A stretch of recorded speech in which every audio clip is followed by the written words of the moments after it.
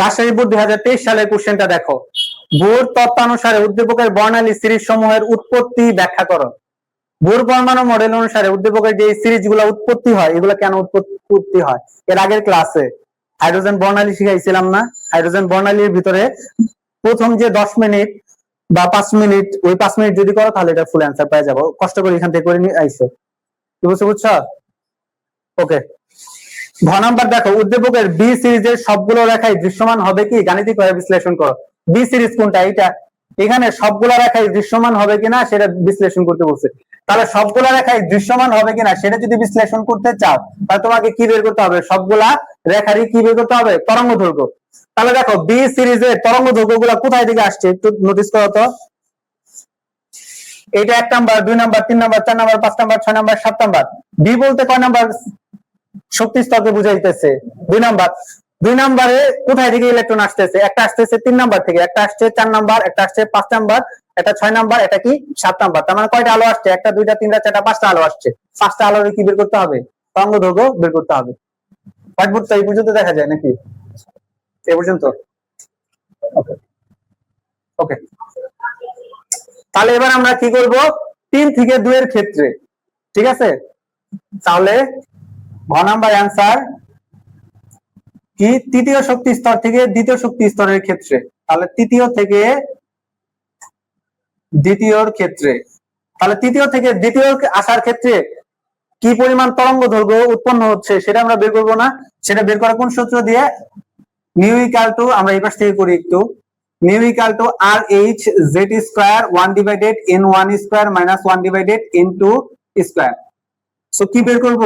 Lambda বের করব। R H Z square 1 divided N 1 square minus 1 divided N 2 square. R H এর মান কত শিখলাম? 1.09678 ইনটু 10 টু দি পাওয়ার 7। কোন পরমাণু এটা? লেখা আছে হাইড্রোজেন পরমাণু লেখা। তাহলে হাইড্রোজেন পরমাণু পারমাণবিক সংখ্যা কত? 1। সো এখানে আমি কত দিয়ে দিব? 1 দিয়ে দিব স্কয়ার ইনটু n1 মানে কি? যেখানে ইলেকট্রনটা আসে তার সংখ্যা। তাহলে এখানে ইলেকট্রনটা আসছে কোথায়? বি সিরিজে আসছে না?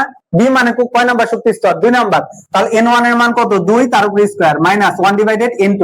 n2 মানে কি? কই থেকে আসছে? আমরা হিসাব করতেছি কি কই থেকে আসছে? তৃতীয় থেকে দ্বিতীয়র ক্ষেত্রে। তাহলে আসছে কোথায় থেকে? তৃতীয় থেকে। তাহলে এটার উপর স্কয়ার করে দিলাম। একজন ক্যালকুলেশন করো তো, দেখো তো কত আসে। দেখবা এটা কত আসে।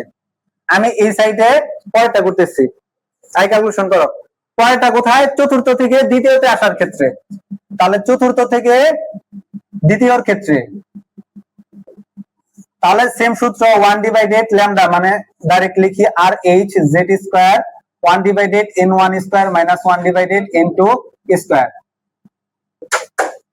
1.09678 into 10 to the power 7, Z এর মান 1 স্কয়ার ইনটু n1 এর মান কত? আসছে কোথায়? দ্বিতীয়তে। তার মানে n1 এর মান কত? 2, তারপর স্কয়ার। কই থেকে আসছে? চতুর্থ থেকে। তার মানে এটার মান কত? 4। দেখবা এখানে মান কত আসে। চতুর্থ থেকে করছি, এবার কি করব? পঞ্চম থেকে আবার দ্বিতীয়র ক্ষেত্রে এখানেই করি। পঞ্চম থেকে দ্বিতীয়তে, কারণ সবগুলাই তো বিতে আসছে, তাই না? তাহলে 1 divided lambda equal to R H Z square n1 square minus 1 divided n2 square. 1.09678 into 10 to the power 7 into 1 square into 1 divided n1। n1 বলতে কি যেখানে আসছে, আসছে কোথায়? দ্বিতীয়তে। তাহলে 2 এর উপর স্কয়ার মাইনাস কই থেকে আসছে? পঞ্চম থেকে, তার মানে 5 এর উপর স্কয়ার। মান দেখবা কত আসছে। তারপর আরেকটা কোথায় থেকে আসছে? ষষ্ঠ থেকে দ্বিতীয়তে। তাহলে ল্যামডা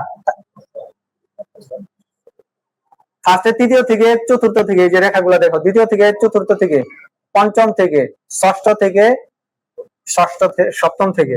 তাহলে ষষ্ঠ থেকে, তাহলে ষষ্ঠ থেকে যদি আমি বের করতে চাই, সেম 1 ডিভাইডেড ল্যামডা আর এইচ এর মান সরাসরি বসে দেয় 1.09678 into 10 to the power 7 into 1 এর উপর square into 1 divided n1। n1 মানে আসছে কোথায় থেকে? ষষ্ঠ থেকে দ্বিতীয়তে।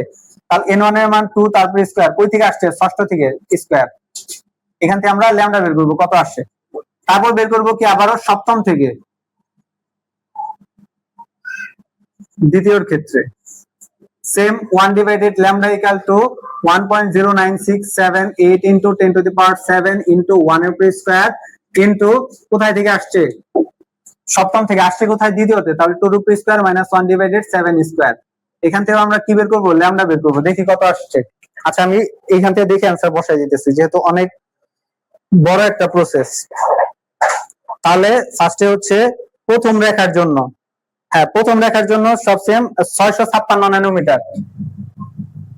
সরাসরি করি, lambda equal to 656 nanometre. 656 nanometre কি দৃশ্যমান হবে না?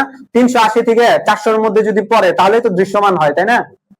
তাহলে এটা কি দৃশ্যমান হবে, তার মানে তৃতীয় থেকে দ্বিতীয় ক্ষেত্রে দৃশ্যমান হবে। ঠিক আছে, তারপর এটা দেখো কত আসছে, সরাসরি বের করি, ল্যামডা ইকুয়াল টু দ্বিতীয় রেখার ক্ষেত্রে 486 ন্যানোমিটার।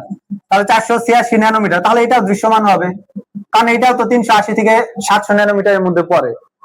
ওকে, তারপর এটা দেখো তৃতীয় রেখার জন্য কত আসে? 434 ন্যানোমিটার, তাহলে এটাও দৃশ্যমান।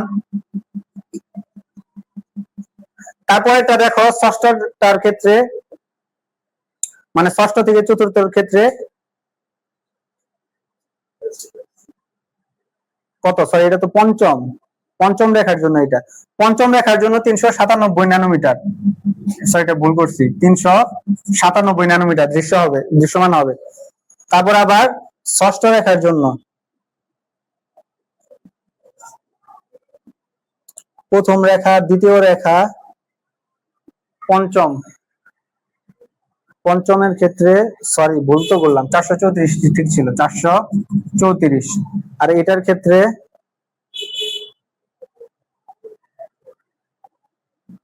410 ন্যানোমিটার, তার মানে এটাও কি দৃশ্যমান হবে 397 ন্যানোমিটার, তার মানে এটাও কি হবে? দৃশ্যমান হবে। তার মানে উদ্দীপকে বর্ণিত সবগুলো আলোয় কি হবে? দৃশ্যমান হবে।